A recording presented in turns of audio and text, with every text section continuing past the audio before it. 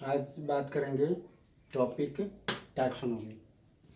Taxonomy means होता है identification, nomenclature and classification of organism. It means जब किसी ऑर्गेनिज्म को अगर हमको ये करना होगा, पहचानना होगा पहले, उसके बाद उसका नाम देते हैं, फिर उसका एक ग्रुप बनाते हैं। तो इस चैप्टर में आपको पढ़ना है कि ये जो टैक्सोनॉमी है किसने स्टार्ट किया, किसने उसको आगे बढ़ाया, और फाइनली आज अभी हम क्या पढ़ते हैं। तो हम जानते हैं फादर ऑफ बायोलॉजी हैं एरिस्टोटल साहब। तो इन्होंने ही सबसे पहले शुरू किया था, और इन्होंने जो क्लासिफिकेशन दिया था वो क्रूड क्लासिफिकेशन था, और वो था एक्सटर्नल फीचर के आधार पे। तो इन्होंने क्या किया, ऑर्गेनिज्म को डिवाइड किया एनिमल और प्लांट में। फिर उन्होंने एनिमल को डिवाइड किया इनाइमा में। फिर प्लांट को भी उन्होंने हर्ब सर्ब ट्री में किया। कुछ प्लांट उन्होंने एक पहल बुक लिखा हिस्टोरिया एनिमेलियम, करीब 500 एनिमल्स का स्टडी किया। मतलब समय के साथ जैसे जैसे नंबर ऑफ स्पीसीज बढ़ते गया वैसे वैसे क्लासिफिकेशन सिस्टम भी बढ़ते गया। इनके स्टूडेंट हैं थियोफ्रेस्टस। इनको कहा जाता है फादर ऑफ बॉटनी, क्योंकि इन्होंने प्लांट का सबसे ज़्यादा सिस्टमेटिक शुरुआत स्टडी किया। इन्होंने क्या किया कि 480 प्लांट को कलेक्ट किया। उसके बाद इन्होंने एक बुक लिखा अपने गुरु जी के तर्ज पे, हिस्टोरिया प्लांटम। इन्होंने बोटेनिकल गार्डन एस्टेब्लिश किया, हार्बेरियम बनाया। तो इसीलिए इनको फादर ऑफ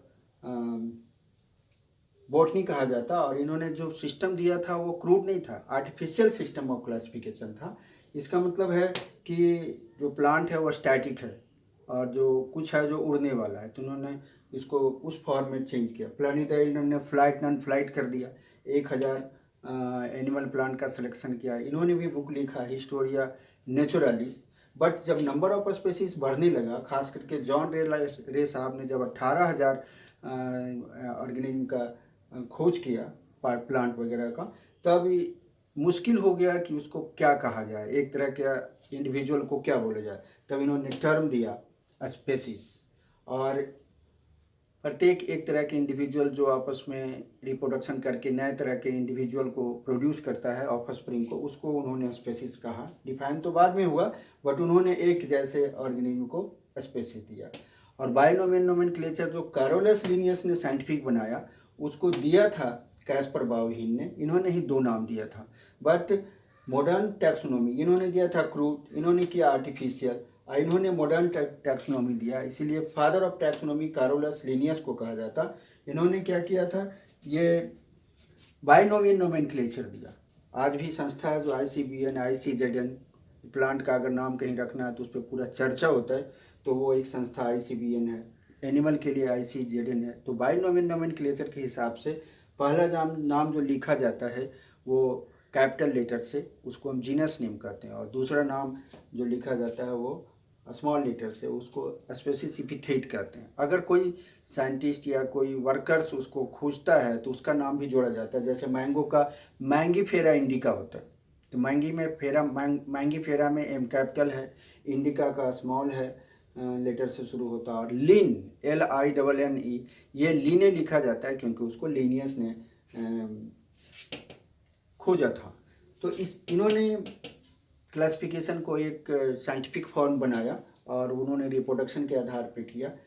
इनके बाद जो है जॉर्ज कुवियर, इन्होंने ये कंपैरेटिव स्टडी की शुरुआत की थी। इन्होंने प्रत्येक चीज़ को कंपेयर करके, खास करके जूलॉजी का, इसलिए इनको कहा जाता है फाउंडर ऑफ कंपैरेटिव जूलॉजी, और डिक्टेटर ऑफ बायोलॉजी भी कहा जाता है, क्योंकि अपने कंपेयर करके अपने तर्क के द्वारा ये अपनी बात को मनवाते थे, इसलिए डिक्टेटर ऑफ बायोलॉजी कहा जाता। बट इतना जो है बातें हैं, ये सभी जो थियोफ्रेस्टर एरिस्टोटल ने शुरू किया था उसको इन्होंने लैमार्क साहब ने चेंज किया। क्यों? क्योंकि थियोफ्रेस्टस ने कहा था स्टैटिक कंसेप्ट ऑफ स्पेसीज, यानी जो स्पेसीज पृथ्वी पर जन्म लिया, आदमी तो बिल्कुल आदमी के रूप में, अगर एक बनाना आया तो उसी के रूप में। इन्होंने इसको चेंज किया। इनका कहना था नहीं, वो स्पेसीज किसी फॉर्म में आया, लेकिन यहाँ आने के बाद उसमें चेंज आया समय के साथ, और उसको उन्होंने कहा dynamic concept of species. Lamarck ने इन्होंने फाइलोजेनी टर्म दिया। इनको फादर ऑफ बायोलॉजी भी कहा जाता। इसके बाद आ गए DP कैंडोल साहब। टैक्सोनॉमी जो है वो टर्म बाद में पड़ा, यानी इन्होंने क्लासिफिकेशन बोला।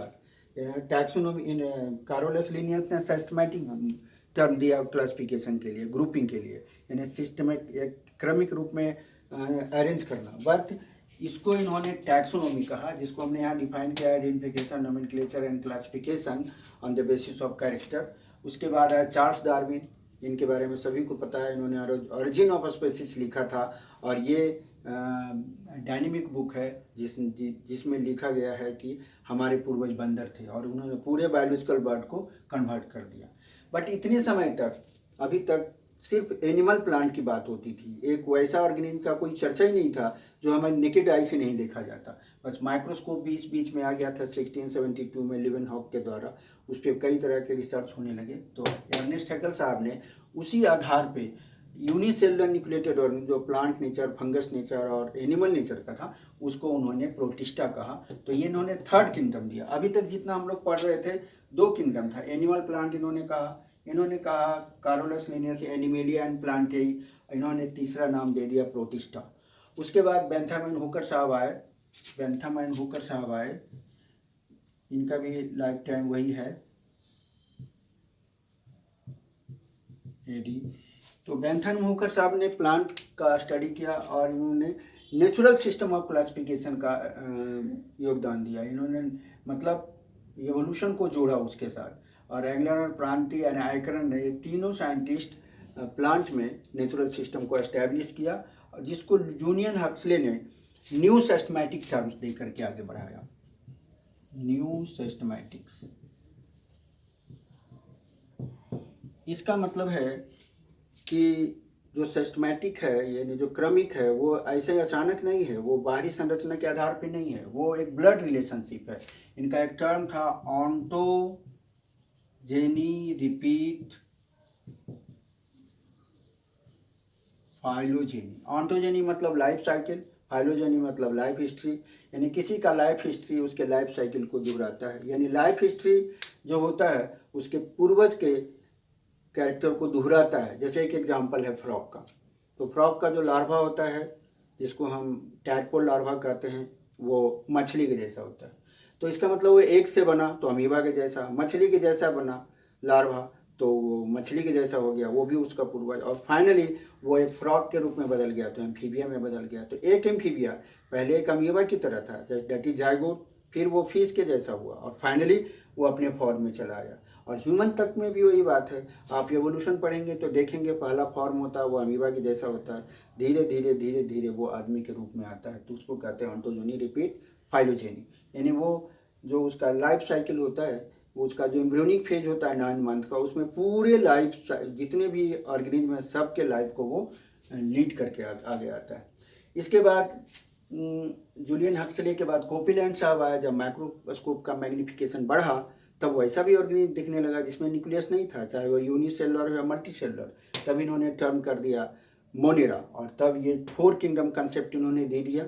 और उसके बाद वेटिकर साहब आए, इन्होंने ना क्या किया कि प्लांट को 2 भाग में बांटा। अभी तक फंजाई और प्लांटेई को एक साथ रखते थे, बट दोनों में अंतर है। एक ऑटोट्रॉपिक है, हेटेरोट्रॉपिक है, एक का सेल वाल सेलुलोज का होता है, दूसरे का काइटिन का होता है। तो इन्होंने ना सिर्फ प्लांट को बांटा फंगस और प्लांटेई में, फंजाई और प्लांटेई में, बल्कि एक सिस्टमैटिक फॉर्म बनाया, Monera, Protista, Fungi, Plantae and Animalia.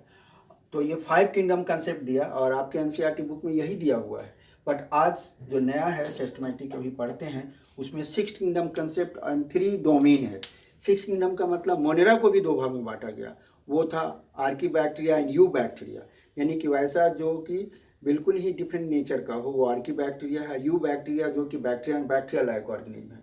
तो ये 6 हो गया, archaebacteria, eubacteria, Protista, Fungi, Plantae and Animalia. But ये ज़्यादा लंबा हो गया तो इन्होंने 3 डोमेन बना दिया।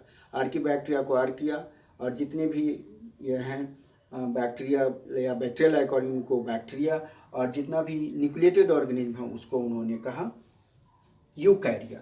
तो 3 डोमेन। तो ये पूरा हिस्ट्री है आपका इंट्रोडक्शन ऑफ टैक्सोनॉमी। अब इसके बारे में हम लोग अगले क्लास में पढ़ेंगे कि इससे टर्म्स रिलेटेड हैं, उसके बारे में हम लोग पढ़ेंगे। ठीक है।